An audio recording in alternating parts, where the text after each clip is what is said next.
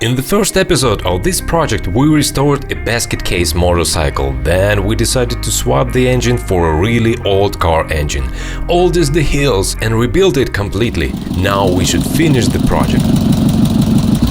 So the frame building was finished. If it's possible to finish a custom project at once, all the main components are black and glossy. So now we can start assembling all the necessary parts, and of course the engine will marry the gearbox and they will live a long and happy life together in this frame. We painted the frame and all the bits and pieces in the backyard, since motorcycle painting doesn't require the same level of quality as car painting. There were 4 layers. One was primer, then 2 layers of black paint and the final layer of varnish. You may ask what these are. These are rear crash bars. I really like safety. You can have enough of it. So in addition to the front crash bars, we decided to add these ones. They will serve as a nice design element for hard saddlebags as well. And now I protect this element with the rubber covers.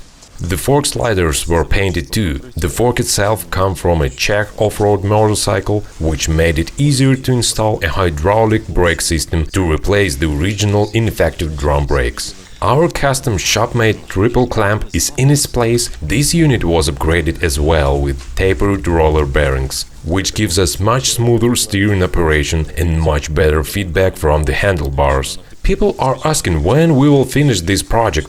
As you can see, our clothes change throughout these videos, as this customization process takes a lot of time. And because me and my son are still like little boys inside, so many different ideas and projects are born in our heads. So there is a danger we might not finish this project. Of course, we want to take on a few other projects, but we should stay consistent, and it's hard, because at the beginning we were sure we needed only 2-3 weeks to get on the road. However, we constantly dive deeper into small details and side projects, so time stretches quite significantly. I just wanted to say that such customizing is a never-ending process, and you should know when to say enough is enough. But now we keep going, and our smaller friends are coming along. Yeah, they respect us and watch over our daily labors. Oh, it's so nice to have such cute garage friends.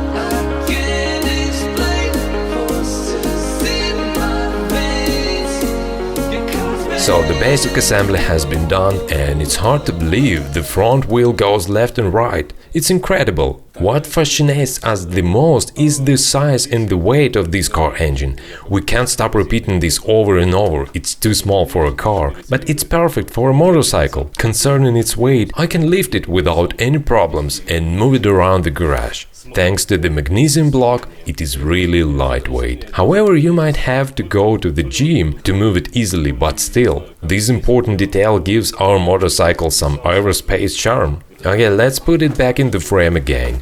Nice and easy.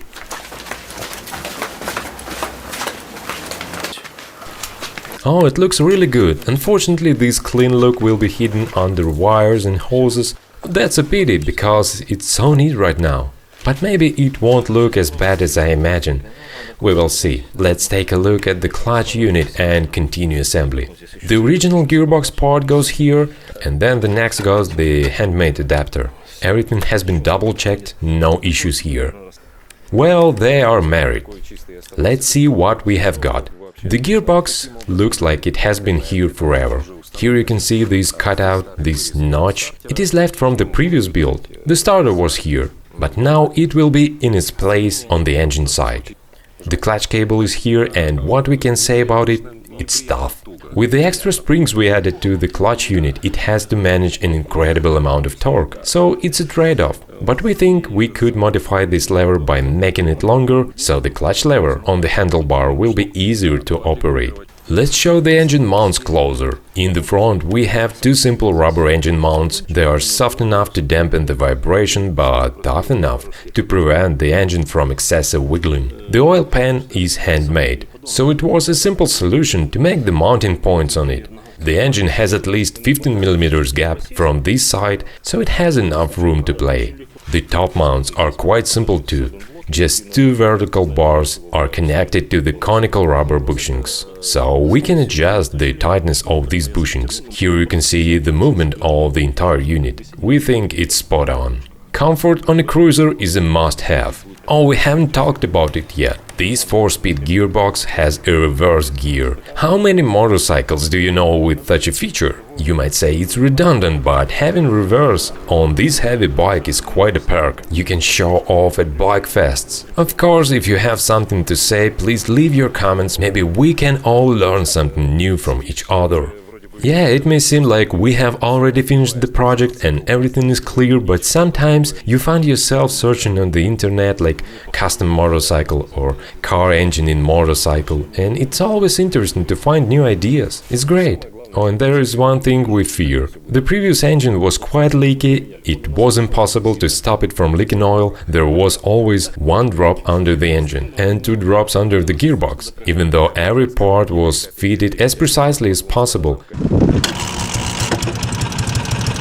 All the seals were high quality and new. Those engines are fortunately well known for their leakage. Yes, I had a small rag to wipe away those drops. Now we hope this engine won't let us down. On the other hand, it has twice as much cylinders, so twice the opportunities for leakage.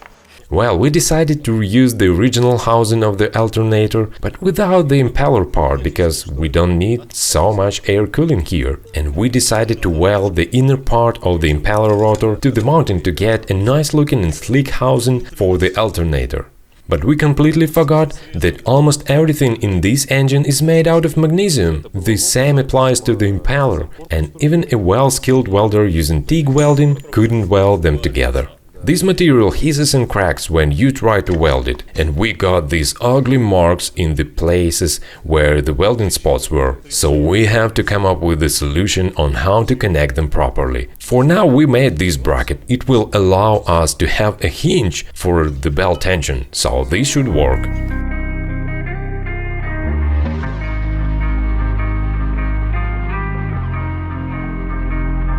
Wiring harness. We decided to build it from scratch. It was much easier than adapting an existing one.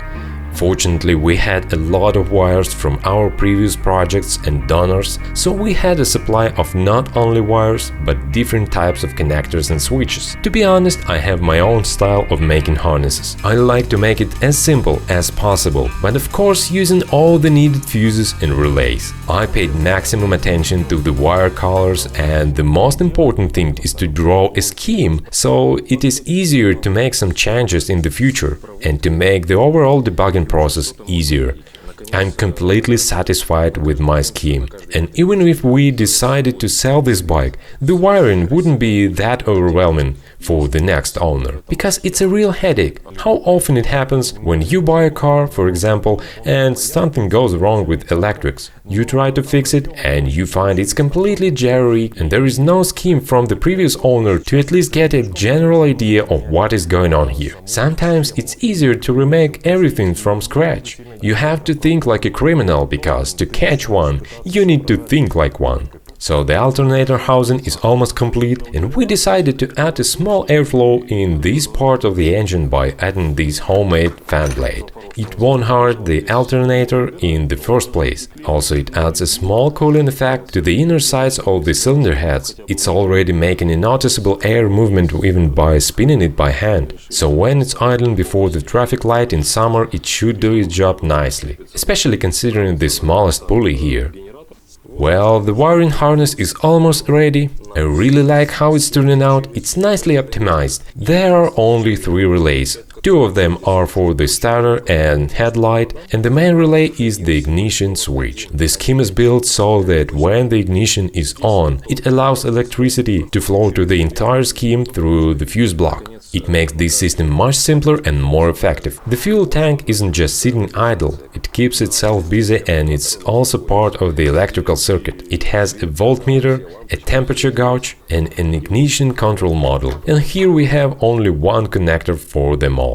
Then, during the engine test and shock braking period, we got low oil pressure at idle. Unfortunately, we didn't film this issue because we decided to solve it as quickly as possible, and the solution was to make the oil pump bigger.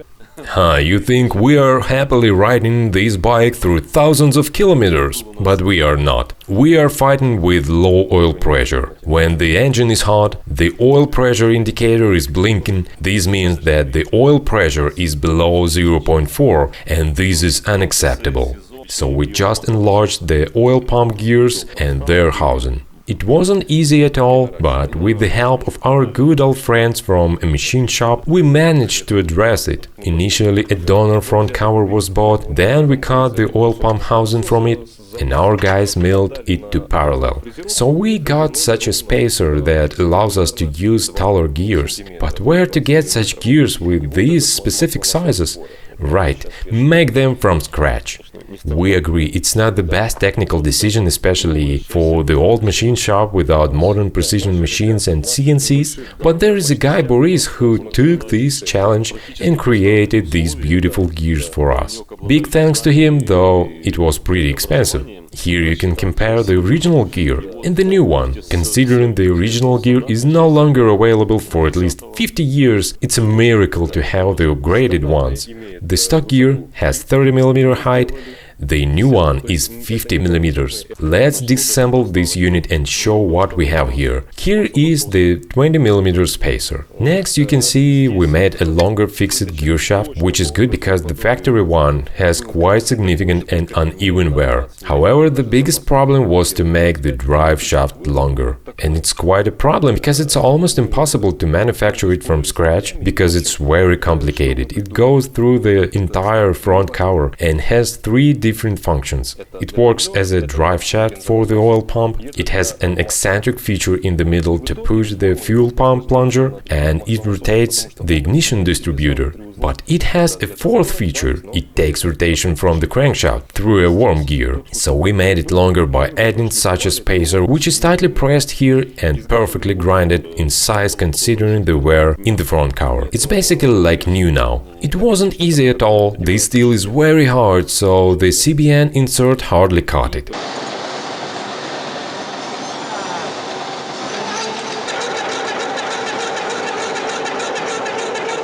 This pressed part was also hardened, so it should work at least another 30-40 years. Additionally, it has a key way to hold the gear properly, so the machine quality is excellent. The fitting here is amazing. Unfortunately, they can't grind this working surface because they didn't have such equipment, and they warned us that these gears could make noise. But I think they did a great job. Let's assemble it together.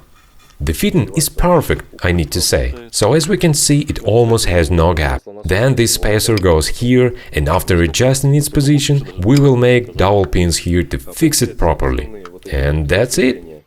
Oh, in the previous episode I forgot to show how this oil filter construction looks from the inside.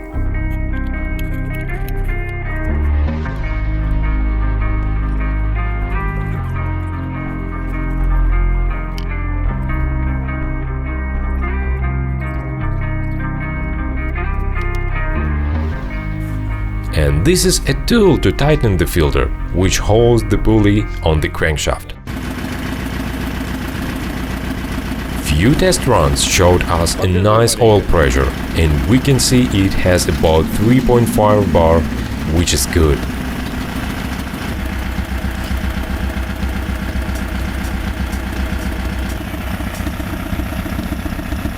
But during our test in the backyard, an explosion happened. We were completely astonished. For about 15 minutes we tried to figure out what happened. The starter was rotating too freely. We understood that compression is gone. Maybe the gasket was blown. But the reality was quite unexpected. There was a hole in the cylinder head. Well, another test at home and we almost got a piece of aluminum in our eyes. That was scary. It wouldn't have been funny if it had happened during riding. Are you ready to see this? Well, here we are. Hello, and who do I see through this tiny hole in the cylinder head? You might ask what caused this, and we will be happy to answer. We just milled the cylinder head surface too much, because we wanted to get an acceptable compression ratio, but it wasn't designed back in the 1960s for this purpose, so we had to be more careful. But we have what we have. And we need to address this issue. We completely forgot about this wall that became too thin. The others are thin as well, so we need to reinforce them anyway, and it will be much easier to do because they are made out of aluminum, so it should weld nicely using a TIG welder. But our welder friends couldn't reach this surface with the TIG torch from above. There is not enough material to build up aluminum by welding from the inside. So first we need to prepare these heads before we send them again to the machine shop, and we need to find a good material to tack it in place. With enough patience, my father cut this aluminum pancake from an oiled piston. It wasn't an easy task to do with the angle grinder, but it's definitely possible. Then I will cut it into the pieces that I need to tack them from the inside of the combustion chamber. I think this should be a good heat-resistant material for such a hot place. Also, it's tough enough to reinforce this place. It was already too thin even before we milled it, but back then the explosions in this combustion chamber weren't as powerful as now due to our improvements, so it should have happened and we should have guessed it would happen. Okay, the first test of a special aluminum electrode. We haven't seen this miracle of welding engineering yet, but now we are going to try it on the unneeded pistons. Let's make the world's first opposite piston.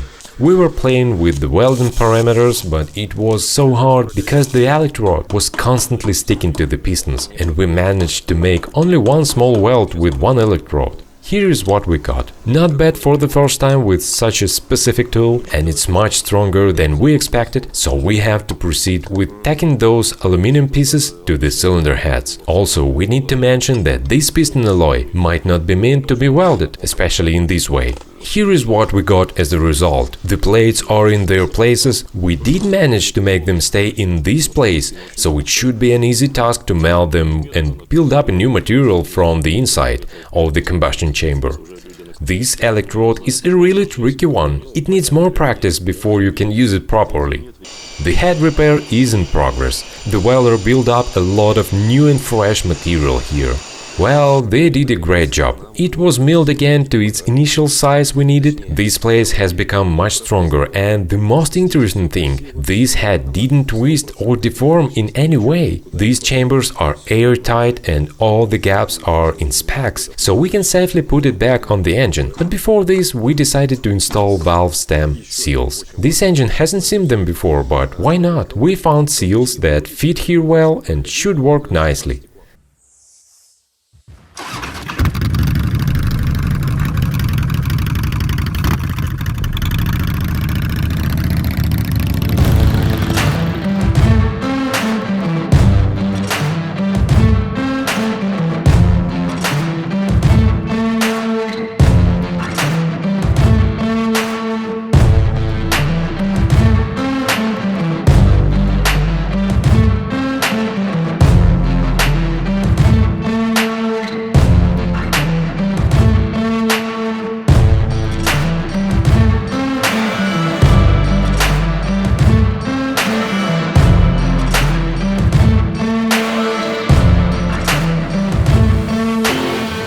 Well, that's it. After all the trials, we almost finished this project and this bike was running well. Unfortunately, we didn't film this enjoyable process. especially because we switched to another project, but we are proud that we successfully fulfilled our dream and installed this retro engine into the motorcycle. 2 years later, we sold it to the next owner. I believe he was happy. And to be honest, now we understand that we could have done many things much better, but experience comes only with time.